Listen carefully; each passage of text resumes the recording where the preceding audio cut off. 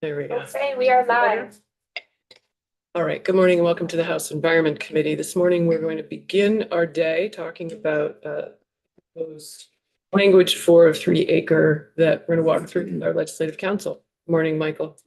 Good morning. You should have in front of you a draft that says 25-0967, draft 1.1 with a February 25th date and a 5/15 timestamp. This is taking the language from S24, inoculating the stormwater management from the Senate and putting it into a House Committee on Environment committee bill, but making some changes based on the testimony you heard from the Agency of Natural Resources yesterday.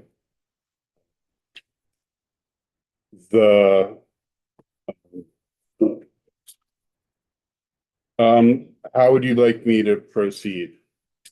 Well, I guess yesterday, I just saw a little bit of yellow highlighting. I guess I'd like you to walk us through it and share your wisdom with us on your perspective on it. Sure. Okay. So the first section is section 1, and this amends the key section in Title 10 Water Resources regarding stormwater management. This is the stormwater section. And so on page 2, one of the things I did in S24 is I gave the definitions of what is stormwater, what is impervious surface, and what is actually regulated.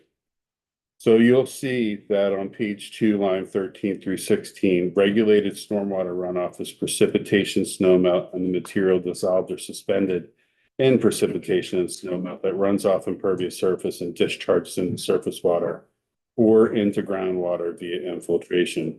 And impervious surface is not as intuitive as you might think. It is man-made surfaces, paved and unpaved roads, parking areas, roofs, driveways, and walkways from which precipitation runs off rather than infiltrates. It can also include decks and patios and things of that nature, just for your information. So moving on to where the changes begin is on page 4. This is in the subsection of 1264 related to when a permit is required. You'll see on lines 1 through 3 where there's no change. This is the ongoing permit requirement for what's called the stormwater operating permit or operational permit. That term seems to change back and forth across the years.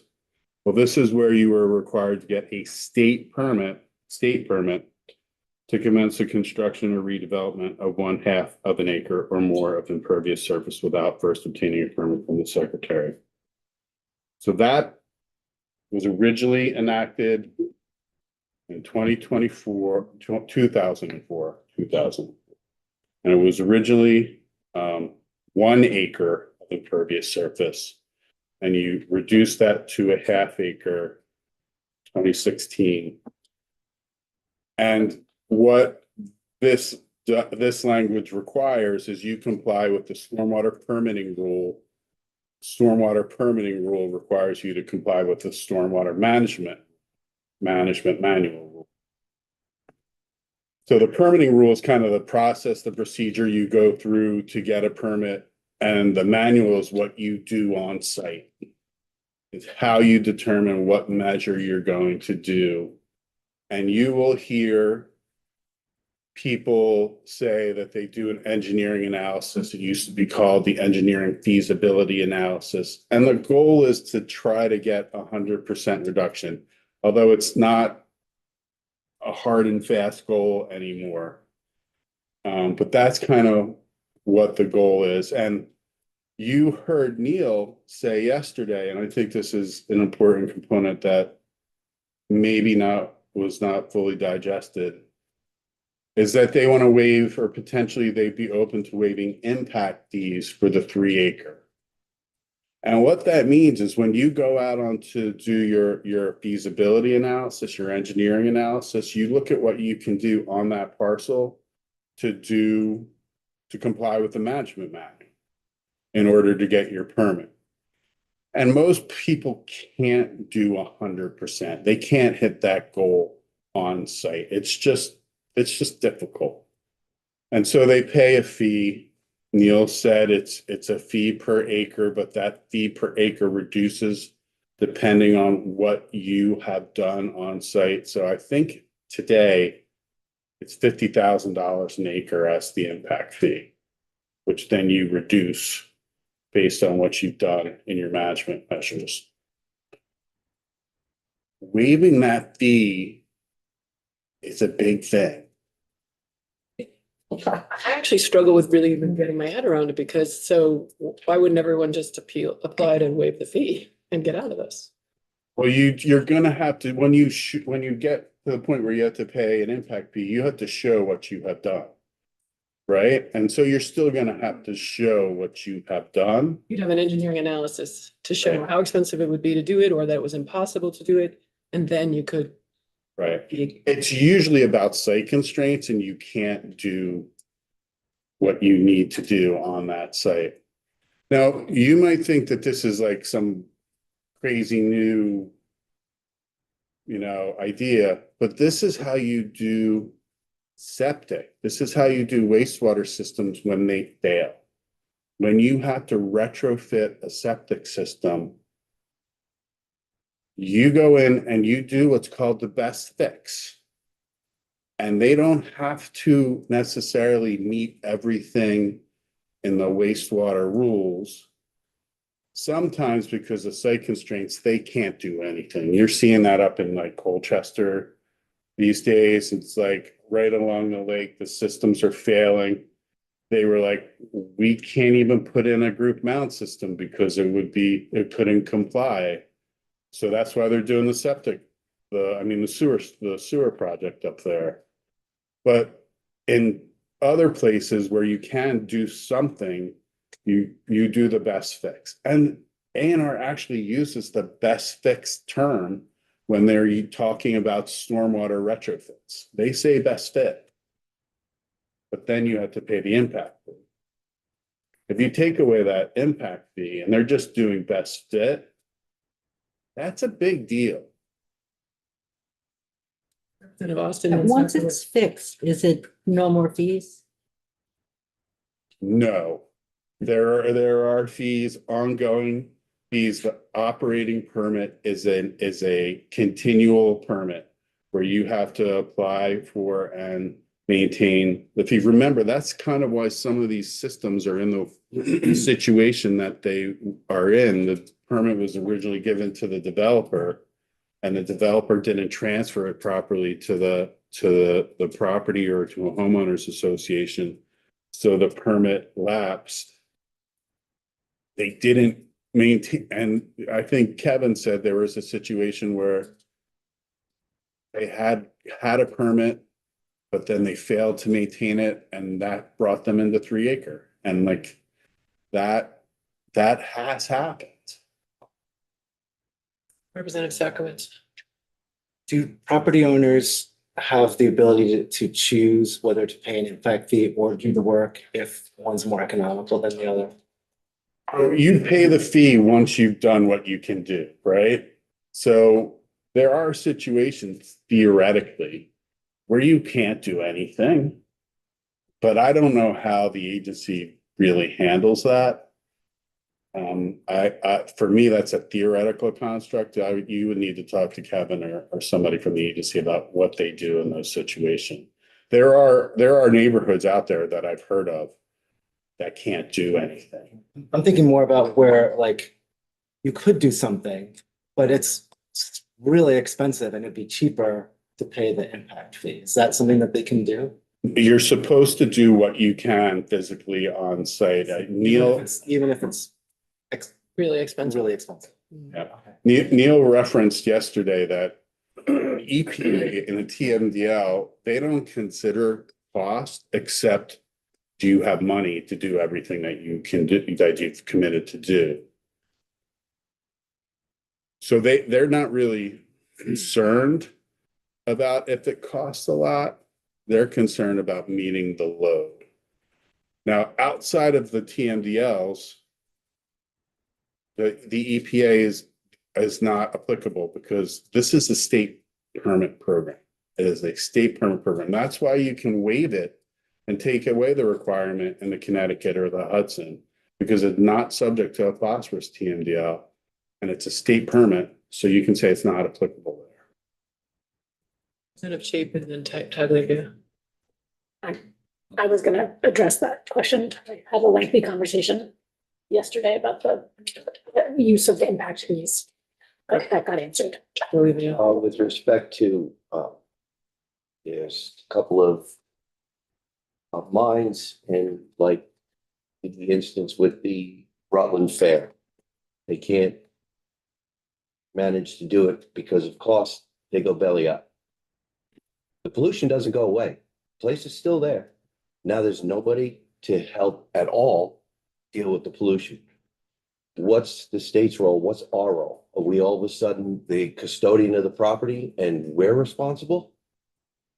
They go belly up, you mean that they file bankruptcy? File bankruptcy, maybe they lose the property, maybe they just leave it vacant, who knows?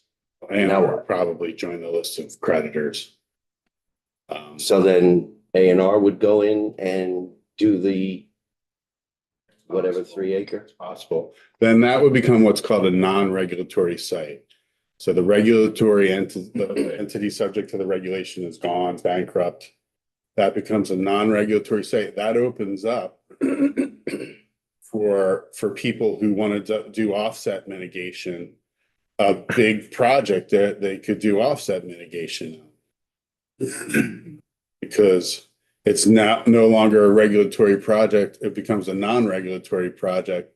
And that will become something that could be done under the non-regulatory program. So the compliance is different. No, the compliance isn't different. It's who does it. So remember, and a lot of you won't know this because you weren't here.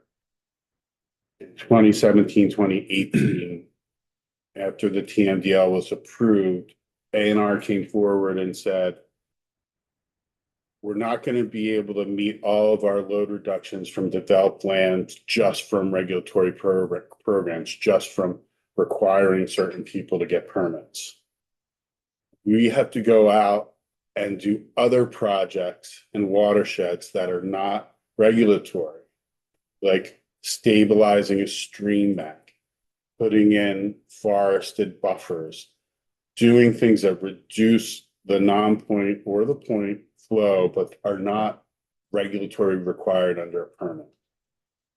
And so those non-regulatory programs are implemented by what are called clean water service providers, which each watershed, water segment is supposed to have, that oversees grants to do these non-regulatory projects.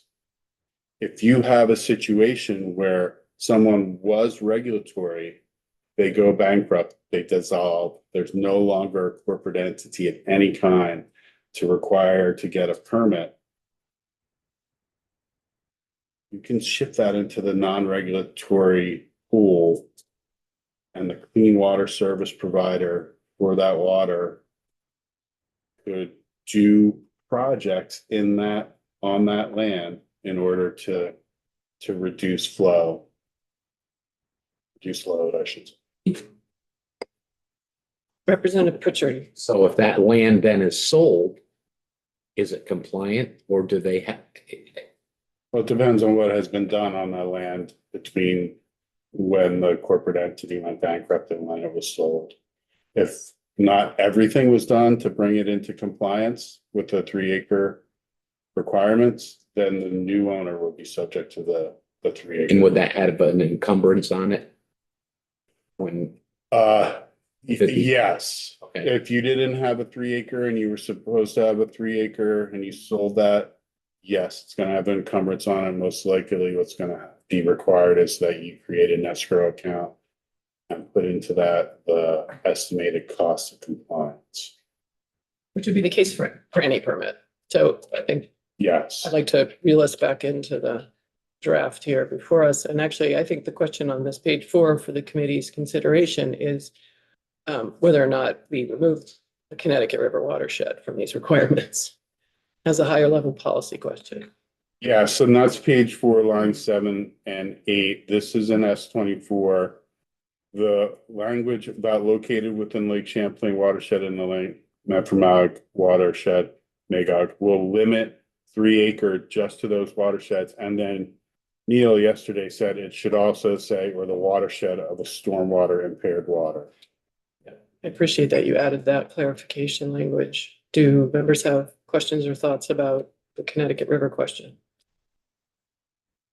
Representative Austin? Yeah, that's the one that runs like through southern Vermont. Is It's that kind of the whole eastern side of ours. the whole eastern Not the side? whole, but a lot of it Okay, and where does it? goes into the Chesapeake Bay ultimately. Long Island. I mean, Long Island, sorry, Long Island. Okay, I guess for me, I think we need to think long and hard about removing this requirement. It's still a number of years out, and we're grappling with how to make this process work on the west side. And I think ideally we figure it out and it can happen that way on the east side. So I'm not sure the time is now to go back on that. Representative Bartholomew. I agree with what you just said. It doesn't make sense to remove it, and if we have to remove it later, we can. Why remove it now? See how we do on this, on the western side, and then figure out the eastern side later and adjust as necessary.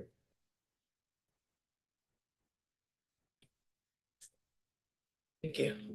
Good. so would there be like a time limit, like, There is a time frame For for the them to Connecticut begin River. their process, which we got the dates yesterday. It's, 33. they're on page, not 7. thank you. Should I move on? Yeah, I mean, but this is, but where we are here on line 7 and 8 on page 4 is where we took it out, right? Yes, it's where you excluded the Connecticut River. We would add that back in. You would just get rid of that new language. Representative Norton. We effectively excluded it by specifically listing the things that we were. Right, right. So if we take that out, then it's back to apply to the entire state. Correct. Stated on different timelines. Yeah. On the next page is that language about a municipality that assumes the liabilities and responsibilities for a system being able to assess impact fees without going to a vote of the municipality or having everyone that's assessed agree to it. So I said it needed a little bit of clarification, and so that's what this language does. It notwithstands the requirements for the full municipal vote in 24 VSA 3254. And then it says it allows municipality to assess those impact fees when a majority of the property owners subject to the impact fee consent. Representative Sakovics. What kind of process would the municipality use to figure out this majority? So you're probably going to do a limited municipal vote. So come up with like a ballot, Or yeah. have Mhm. just that group come in on either a special voting day or as part of a regular town meeting or other. Is that specified, a process specified, or could a town just get a legal agreement with all the landowners that they were They in? could get a legal agreement with all the landowners as well. Okay, so there's flexibility for how that agreement was. Yeah. And I think for new members also, we're walking through underlying language that was new, it's new, proposed new language from S-24, and then the highlighted yellow is what Michael's added. So, Could, And I need to run this language by the municipalities so that they don't, there's not something there that's going to make them freak out. a second. it sounds like Michael's gonna keep working on this, so Yeah. I'll just leave it for now. Okay. And then just maybe covering the word notwithstanding, because it's an important legal term that we use a lot. Sure. So when you have something in law that would apply and you don't want it to apply in a certain situation, you say notwithstanding that thing that normally would apply, it's not going to apply here. So notwithstanding 3254 to the contrary, which would require that vote of the full municipality or the assent of all assessed property owners. And so you do that, I wouldn't say frequently, but you will see it frequently done in certain bills. The tax bill, or whatever it's called, the revenue bill now, is because tax year and fiscal year don't true up, you have to make tax laws retroactive. And there's a provision in Title I that says all of your laws are prospective. So you have to notwithstand that prospective provision every year in the tax bill to say, hey, for tax purposes, we're going to make this on a calendar year, not a fiscal year. Every year you do that. Moving on. Representative Moore. Thank you, Madam Chair. Michael, just, can we summarize what that paragraph is intending to mean for some of us that lay people? Perfect. Sure. So the property owners subject to the impact fee have to consent. What if they don't? Are they still assessed? So how I envision this process is that for a municipality to assume the liabilities and the responsibilities, they have to become a co-applicant. They're not going to become that co-applicant until they get an agreement or a vote from those property owners that they assent to be assessed its impact fee. Once the municipality has that, they apply to be a co-applicant and effectively assume the responsibilities and liabilities of that system. We did talk about that yesterday. Thanks. Just so I'm clear on that, so that means the municipality is the one submitting the permit, applying for the permit, getting the permit, and then working with the state to fulfill the obligations of that permit. Sure. From what I understand, A&R is only allowing 2 to 3 co-applicants right now for a 3 acre. So the municipality would be one. The municipalities probably want to either the homeowners association or at least a designated property owner, then that subdivision to also apply as the co-applicant. And that agreement between the vote between the municipality and that subdivision is probably going to have it's probably going to have a lot of lawyer fees in it. It's probably going to say that probably going to have an indemnification clause in it. It's going to say that if the municipality is found liable, then the owners for some future unknown liability, then the property owners are going to assume that liability from the municipality. That's what I would do. Ted Newby, Just for Zachowitz, and clarification. then Austin. Just for clarification, you said they were only allowing 3. That's my understanding. So that would, if there's 10 people in a neighborhood or 10 homeowners in a neighborhood, this would force the formation of an HOA. It's an incentive. It's an incentive? Like what kind of incentive? It sounds like pretty forceful incentive. It's a pretty forceful incentive, yes. It is not a requirement, but it is definitely what they want. And Zachowitz. So this would be an HOA that would be overseen by the municipality? So No, the HOA wouldn't be overseen by the municipality. The HOA is going to have to form its own, they just have to form their own group so that the municipality can then and then the HOA, process right. to work through A&R. Yeah. And so this language is coming from A&R? Is that where this This was in S24. it's in S24?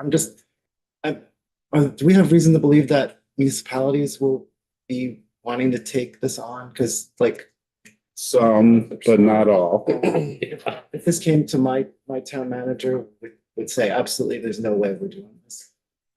You don't have to do it. Yeah, I'm Yes. just wondering how, if there's municipalities we're envisioning that there will be some that would say, yeah, that's great. We'll. Right, and There remember, already are. My Some of town them has. are, okay. there is already authority for the municipality to assume the liability for these systems and to become a co-applicant. What this language does is says, when you do that municipality, you have an easier way to assess those property owners for those fees, besides creating a special assessment district that has to go to town vote or where everyone in the district has to agree. This is majority, right? It's easier for them once they assume. It is still all voluntary. So the towns that don't want to do it, and I'm sure you've heard stories from your colleagues about my town doesn't want anything to do with this. They don't have to have anything to do with it. Just to make it easier for towns that want to do it. Yeah, okay, no, that's very helpful, thank you. Representative Austin, Is it safe to assume that the EPA, if we didn't do this, the EPA would charge us to do this, not charge us money, but charge us to do this? So this is a little bit attenuated from the EPA requirements. EPA wants the 3 acre. And they want that 3 acre in order to meet the load calculation, load target for developed lands. If you say repeal the 3 acre, you're gonna have to find that load reduction from other sources. And if you don't, then you are back in that universe where an advocate could say that the TMDL does not provide reasonable assurances that it is going to meet its target. And that could lead you back into another round of regulatory overview of the TMDL and new requirements, which I think, honestly, EPA could use something called residual designation authority, where that's their authority to say that even though you're not under one of the traditional federal permits, you are contributing to a significant impairment of the water and you need a permit. You repeal 3 acre, EPA could probably do RDA and require 3 acre. Or they could go an easier route for them, because creating a 3 acre EPA RDA permit would mean work for EPA. What EPA could do that's less administratively burdensome for them is to just lower all the wastewater treatment work, phosphorus standards to 0. And then give all the treatment plants a time frame in which to meet that. And that's probably hundreds of millions of dollars. So it's safe to assume that we were gonna pay for this one way or another. You're gonna pay for it one way. You're gonna pay for the load reduction. The state is, depending on how you assign it, one way or the other. I just want to take a second to say to Emily Bird, if you want to raise your hand and comment on anything that you can add to, please feel free to do that. Thank you so much. I'm all set for now. Thanks for bringing up the residual designation authority. That was the only thing I was going to add, that's outlined in the accountability framework within the phosphorus TMDL for Lake Champlain. So EPA's mechanism to ratchet down other regulatory levers would be brought to bear if the state's not able to demonstrate that it's meeting those targets elsewhere. Representative North. Along those lines, is the state required by the EPA to meet the overall TMDL in a certain proportionment across all the sectors as defined by the EPA? Or if, and I'll just for example, say, if the state decided that the 3 acre rule mechanism was too expensive, we weren't going to do any of it, we were going to allocate that to other sectors, would that be acceptable to the EPA? Or are we required to do some 3 acre type impervious surface type of remediation for the EPA? Would So you like me to respond to that or, oh, I apologize. Go ahead. I remember that the Vermont Champlain TMDL right now is an EPA TMDL. Because EPA disapproved the original, the Vermont TMDL, EPA was required to issue it. So they issued the TMDL. And instead of allowing EPA to just use its regulatory authority, its permitting authority and residual designation authority to try to meet that load, the state said, we're going to do it this way with all these different programs, which we think will be more effective and more cost effective to the state. And that's the implementation plan. The implementation plan is not actually, EPA has options on how to do an implementation plan. EPA doesn't have to adopt the implementation plan. The state can. And then EPA says, oh, for purposes of our TMDL, we're going to use this implementation plan. And so that's what EPA did. And they have what you're working under right now, the TMDL, is phase one. This is phase one. So it's got, and Emily might correct me, I think it's got a 10-year timeline for phase one. And then you hit targets or you approach targets. And then there's a review to see if you need to do more in phase two. Sure, if I may just jump in. Yes, please jump in. Sorry for having to be virtual. I know it's not ideal. I just wanted to flag that those phases of implementation are also outlined in the accountability framework in the TMDL. And we have completed all of the phase one programmatic milestones. Those were things like establishing the 3-acre permit program, establishing our long-term clean water funding. Then phase 2, 3, 4 beyond are implementation plans that are done at the watershed scale through our tactical basin planning process. And so that's where it really gets down to, in 5-year increments, what are our interim targets for meeting our phosphorus, the overall phosphorus reductions. And we have an evaluation process by the EPA halfway through each 5-year milestone and then at the 5-year milestone. So depending on what watershed you're in, we're operating, I believe, under phase 3 currently. In terms of whether those targets can be reallocated across different sectors, with the way that the TMDL is currently structured, the waste load allocation reduction, so that would include the reductions for wastewater and developed lands, need to be met within the waste load allocation. And then in the load allocation, which includes more of the non-regulatory things like the stream restoration, forest land work, agricultural reductions from fields and cropland, there's some flexibility to meet those targets across sectors. But the waste load allocation is a separate component that needs to be met within those developed lands and wastewater sectors. Okay.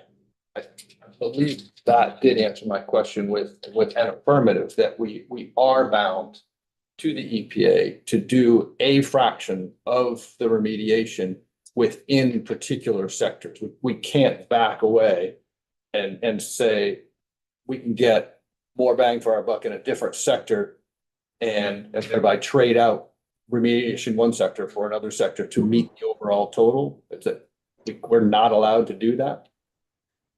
There may be some yes, that's the current framework, and there may be some opportunities if in the case where one sector is able to fully meet its targets and there's still additional opportunities to gain reductions, then there may be some opportunities to explore trading across sectors, but just wanted to make sure it's clear that in order to reallocate the targets across different sectors, that sector that's receiving additional target would need to demonstrate that they're able to meet their existing targets and then go above and beyond. And I think that we've discussed in committee that the Lake Champlain TMDL those phosphorus reduction targets are quite aggressive and really maximizing reductions that can be achieved across all sectors. So whether or not we'd be able to realize some excess capacity in one sector to pick up slack for another, that's a big unknown, and would require quite a bit of scenario evaluation to see how much progress have we made in the sector, where is there additional capacity to go above and beyond, and that capacity is currently unknown. Okay, so it's not impossible legally. It's just a matter of showing sufficient progress to be able to do it. I'm not entirely sure about the legal mechanisms. That's a little bit out of my wheelhouse, but Michael, I don't know if you want to comment on that. It is a pretty complicated mechanism to do that kind of cross-sector trading. So that would be quite a process to outline, but there may be some options potentially to explore. Yeah, I think the only TMDL I know where they've gotten to the point where there has been some cross sector is in the Chesapeake. And that was really difficult to get to. I will also say that EPA has the ability to revise a TMDL, especially when they're the one that issued it. So I think Emily's spot on, but never say never, because it's possible legally for them to revise. Thank you. I want to just be sure we get to the other big policy questions we need to. Sure. So page 5, line 15 through 17, that's just conforming with regard to the municipal assessment of impact fees. Page 6, line 8 through 21, this is the schedule for the 3 acre, and you've already said you want this to go back to the existing language. Well, actually, no, that's actually. I think we want to But extend the on deadline. page 7, you want that to go back to the existing language. Right, page 6, we would keep these changes because this is just extending the 3 acre. Yes. Folks understand that? So the bottom of page 6, we're just saying that in the Lake Champlain Basin and for Magog, we're gonna add 5 years. I don't know where the 5 years came from. Do we want to talk about, is that a lot, too much, not enough? Do you have thoughts on where the 5 years came from, Michael? From discussions with the sponsor in the Senate. Others, many. All right, we'll leave it at 5 years for now and then. Okay. Moving on. Page 7, line 15, you want to repeal the sunset of the property transfer tax clean water surcharge. This is a lot harder than it sounds like because somebody wrote a dissertation on the purpose of the repeal of the clean water surcharge and its use for the housing bond in the Act of 2017. And there are multiple references to the repeal of that clean water surcharge. So I had to amend multiple session law sections so that there isn't an argument that the surcharge sunsets anyway. So you will see that language, page 7, section 2. This is just repealing the sunset. This is the normal. There was a section in 2017 Action Results number 85 that sunset the clean water surcharge, and that sub A, line 17 and 18 repeals that. And then there was the effective date of that sunset, line 19 and 20, subsection B repeals that effective date. That's what a repeal of a sunset should look like. Section 2, that's what it should be, like 5 lines tops, right? But now we go on to section 3, and we're back to the 2017 Act number 85 and all the purpose language and findings language in that act, which references the repeal of the surcharge and then what it was going to be used for. So that has to be struck. Page 18, line 8, you have to get rid of the fact that the clean water surcharge is an interim source of revenue because you're striking its sunset. And then you have to get rid of the reference to when it's no longer a funding source in 2027. And it reverts from a 0.22 surcharge to a 0.04% surcharge.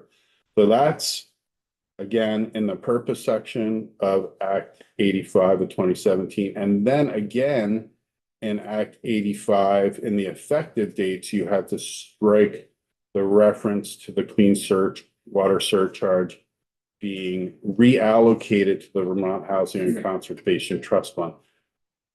Nothing is happening to that $1 million that's going to the trust fund. It's still going to the trust fund because that is in statute. It says the first $1 million from the clean water surcharge goes to the trust fund. That is not changing.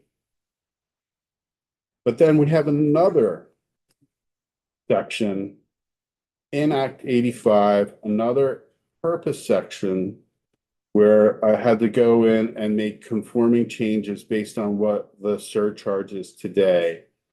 First, on page 9, line 13 and 14, getting rid of the time frame for the surcharge. Again, somebody could imply that that was repealing it.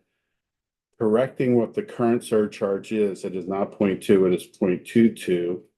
And then striking that reference in page 9, lines 19 and 20, going on to page 10, about the reallocation of the surcharge when it goes down to 0.04%. It's not going down to 0.40. And then last, getting rid of the entirety of the clean water surcharge being repealed in 2039. So that's why you don't write findings and purpose sections that have future application. Because you might want to change them and it is not easy. Of this section, I can tell. But I want to know who wrote it. I'm wondering who wrote it. I didn't write it.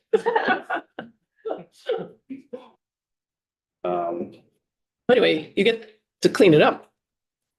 Potentially. Right. I would have loved to just repeal the whole thing, but it has language in it about how that bond works. And I don't want to undermine that bond. So, page 10, line 5, section 6. This is that special fund that would be created to provide grants to municipalities to assist in the stormwater permitting of residential subdivisions or orphan system. So there's a few things to talk about here. One is that the agency said, well, SRF funds, and do you know what the SRF funds are?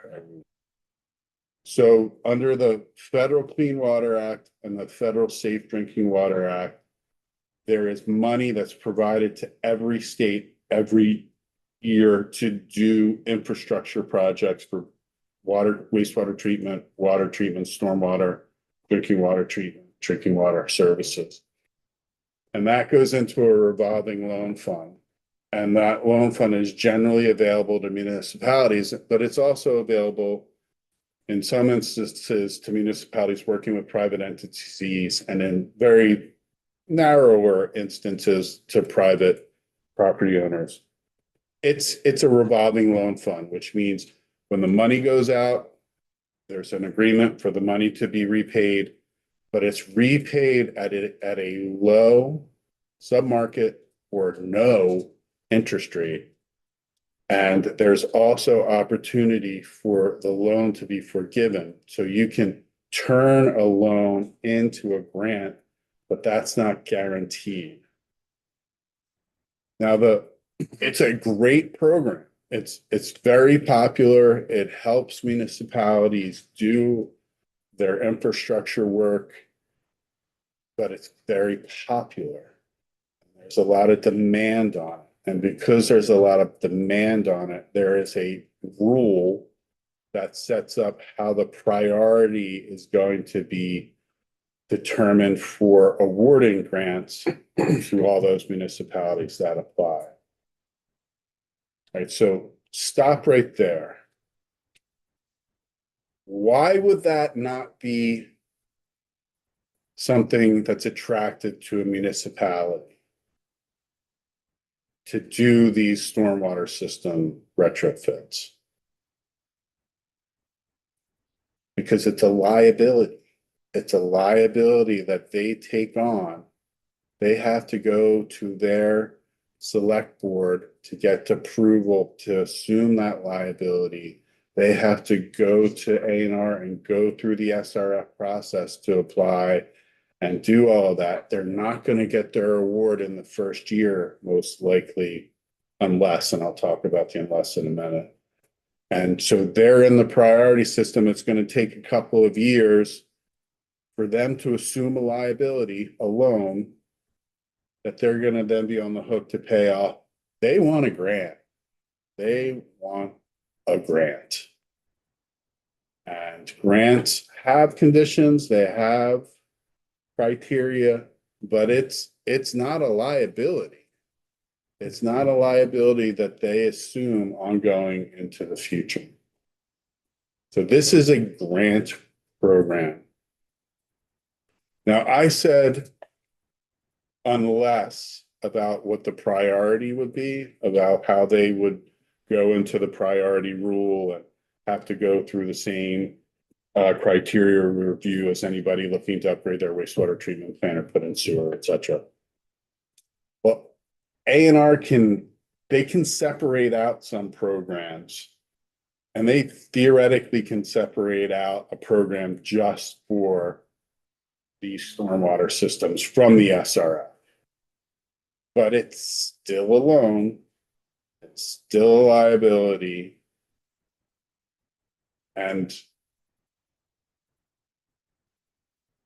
the dynamic is it would have to go to the institutions committee if you referenced it, because Representative Emmons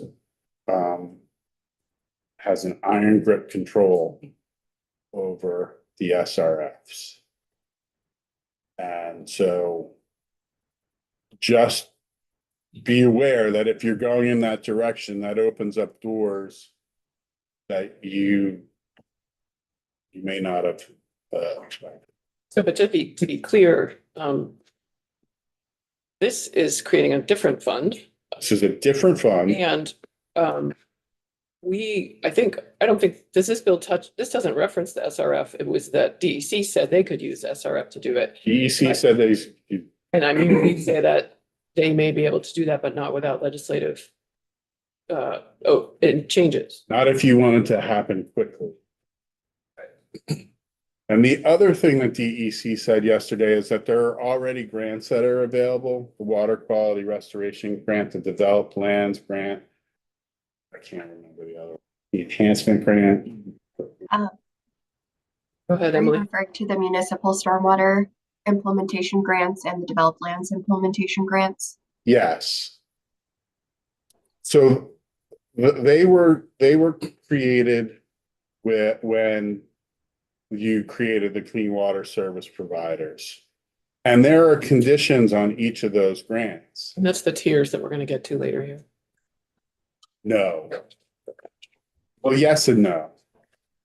But the conditions in those grants include things like the clean water service provider has to have met its annual allocation in order for the grant to be awarded. So I don't know if the clean water service providers are meeting their annual allocations. So I don't know if grants are really an option for each watershed in which these subdivisions are located. You need to figure that out with A&R. Not sure anyone knows yet because they're just really getting going. Well, it's whether or not A&R changes their target. Right? It's like, oh, you haven't really gotten going, so we're going to reduce your target for the year to this.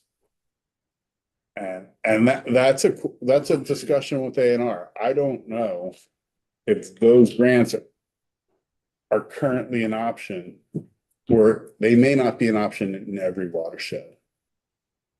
So that's another issue. And then the other issue is I don't understand why special funds are verboten. They are really useful, in my opinion, about how they work and how they can dedicate funds. Yes, it's more administration. It's something else that an agency has to do to manage their finances, and it's limiting in what the money can be used for. But Highest level, oh, sorry, go ahead. that's a policy This decision. policy decision. So highest level, what I need for us, this group to understand what the policy question before us is. This special fund is set up to address this 3-acre impervious problem that we're talking about. What would the source of revenue into that fund be? Well, there's two in the bill. One is the capitalization. It's $5 million. And it does say from fiscal year 25, which I agree with Emily is impossible at this point. You can change it to 26 or 27 to capitalize it, but then it would have a $1 million allocation from the Clean Water Fund on an annual basis. So effectively, you'd be starting off this program with $1 million in the first year that will go to $6 million in 26 or 27. And then we'll have $1 million in it every year until it's no longer needed. Doesn't sound like a lot of money, given the scope of what we're talking about. True, but if you move that date out from 25 to 28, and you basically commit to, remember, it's not necessarily that they've done everything, it's that they've gotten their permit and they have a schedule for implementation. So you could see this program work over time, 10 years, to address these subdivisions. Is it going to pay for all their costs? No. It's not going to pay for all their costs. It's going to pay for a subset of their costs. And Emily, would you be able to speak to if we change the 5 million to begin funding this special fund to next year, the impacts to other programs and why, just a little bit more about why DEC is not a big fan of creating this special fund? Sure. In terms of creating a special fund to house these dollars, I appreciate that special funds can be useful administratively, but just in the space of the 3-acre work, right now we already have municipal stormwater grants and developed lands implementation grants, and then this would contemplate creating an additional grant program with its own special fund. But the reality is that 3-acre sites are often a combination of public and private, municipal and private. And so how those 3 different grant programs would potentially work together and which grant program you would route a project to could be very difficult to determine. And it might make more sense to keep all of those dollars in the Clean Water Fund, so we have flexibility for how those dollars are able to be allocated to different programs, and possibly consolidating the number of programs so there's less confusion in how they operate together and where there's overlap. So that's really, I think, what we were getting at, or one way of looking at what we were getting at yesterday, is trying to simplify and then bundle it more into the existing Clean Water Fund structure, into the existing grant programs, but then integrate some prioritization process within those existing grant programs to target the high need projects and high need sites. And that's what we've started to talk about. We already have residential subdivisions, for example, identified as a priority, but there may be other high need sites as well that this bill doesn't explicitly address. So maintaining that flexibility so we can support a broader sector of 3-acre sites where needed. Thank you. To membership. And in terms, I apologize. In terms of the impact on other programs, as has been discussed, there isn't any proposal to add additional revenue to the clean water budget. And so this initial capitalization of $5 million and then $1 million every year thereafter would come at a direct cost to other programs that are in the clean water budget. And it would take some time for us to work with the interagency work group and the Clean Water Board to figure out how to absorb that additional cost. And the state fiscal year 26 clean water budget is already under legislative review. It's already gone through a public process. And so we would need to reconvene to look at reprioritization of those dollars. And then the concern is that that would likely need to come out of other programs that are available to support the non-regulatory projects. So like clean water service providers, enhancement grants, some of the agricultural work, other municipal grant programs to support things like the municipal roads general permit, just to give a few examples of some of the other programs in the budget. So it would have direct programmatic impacts and affect other sectors of the TMDL in being able to meet their targets. But that's something you do every year when you review the Clean Water Fund. You're the policymaker. You have the power of the purse. It's your constitutional authority as a legislature to allocate that money how you see fit. The board only makes a recommendation, and you can adjust that recommendation within your discretion. That's your constitutional authority as a legislature. Moving on. So coming out of the implementation fund, I will say one thing from the implementation fund. Kevin Burke said, hey, let's define orphan stormwater systems so people know what they are. I'm more than willing to work with the agency to get to that and add it to the definitions for water quality. If that's something that the committee wants to do. That is something the committee would like to do. Okay. Okay. Section 7, this is the Clean Water Fund and the priorities for the fund. This is where you hear people talking about tier 1, tier 2, and tier 3. And what the language would do is it would move grants to municipalities and property owners to assist with the cost of complying with the permitting requirements under 1264 C1 and 7. So those are both operating permits and the 3-acre permit. And what you heard yesterday is that the agency does not support moving grants to municipalities into tier 1 because tier 1 is generally used for the I want to say they said it was the non-regulatory programs, Yeah. but you can see on page 12, line 17 and 18, the Agency of Ag Water Quality Program is in tier 1. That's a regulatory program. And within tier 1, those are not necessarily priorities. A, B, C, D, E. They're all equal. Well, they're all supposed to be right. So how does that work and function, Emily? Excuse me. If they're all equal, you just divide it up 4 ways or 5 ways? We consult with the different agencies that are implementing those programs and the partners on the ground to determine what the different needs are.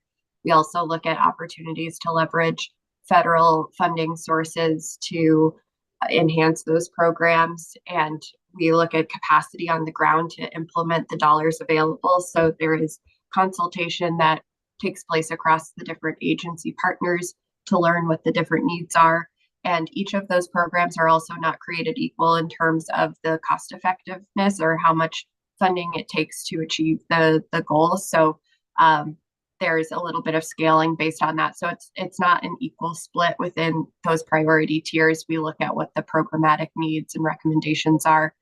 And then the interagency work group works together to bring that together into a recommendation that's presented to the board, and the Clean Water Board reviews it and gets public comment on it, and then makes adjustments before it gets presented to the governor and then ultimately to the legislature.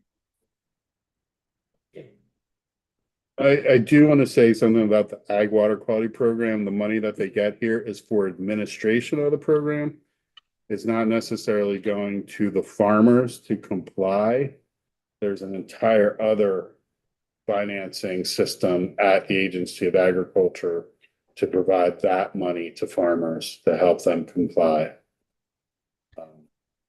I might just clarify that the ag agency does get a small portion of their funds goes to support Agency of Agriculture staff who are delivering non-point source programs and also doing some regulatory enforcement work, but the bulk of what is in tier 1 of the clean water budget is passed through to farmers to support best management practice implementation. And most of it is addressing pretty cost-effective annual conservation practices. And then some of the capital money that they get helps to support larger scale capital infrastructure projects on farms as well.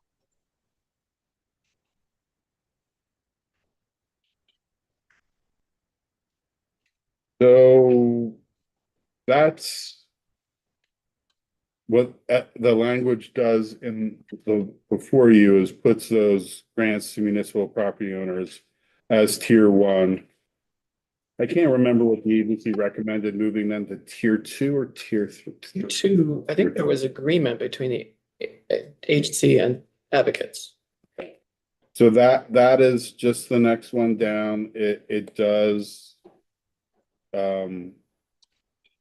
It is consistent with the municipal stormwater implementation grant. It is consistent with the developed lands implementation grant. Well, no, developed lands is tier 3.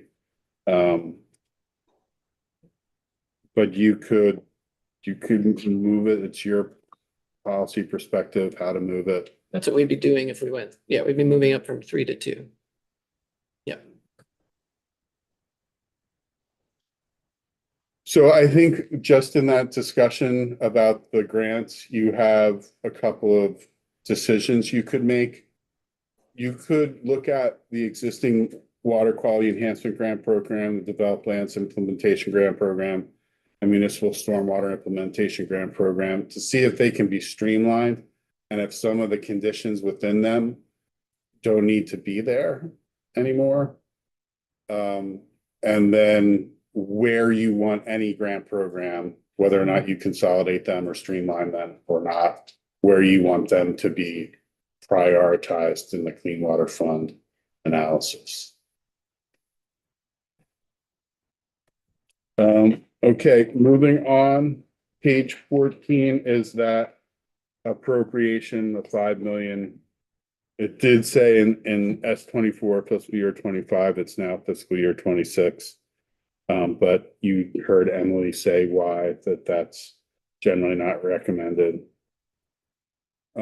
Section 9 relates to how municipal stormwater utilities set their rates. So generally, they calculate a base rate, and they calculate that base rate on measuring stormwater or impervious surface within their boundaries, and then using a formula to create that rate. And the formula that most of them used is based on the median amount of impervious surface in on a parcel in the city. So not the average, the median. But last year, the government operations committees changed how different water resource utilities can set their fee, and they changed the rate structure for stormwater utilities in a way that would have required all of those utilities to redo their formulas, adopt new municipal ordinances, and reassess. And they don't want to do that. And so they are looking for a change that says, hey, for your other water rates, groundwater, surface, etc., maybe you want to do it on an average basis, but we want to do it on a median basis. So it's average or median. And they would greatly appreciate that change. Any questions on that? Thank you, Michael. We are going to take a 5-minute break, come back at 10:15 to switch gears and walk through PFAS. Thank you. Thank you, Emily, for joining us.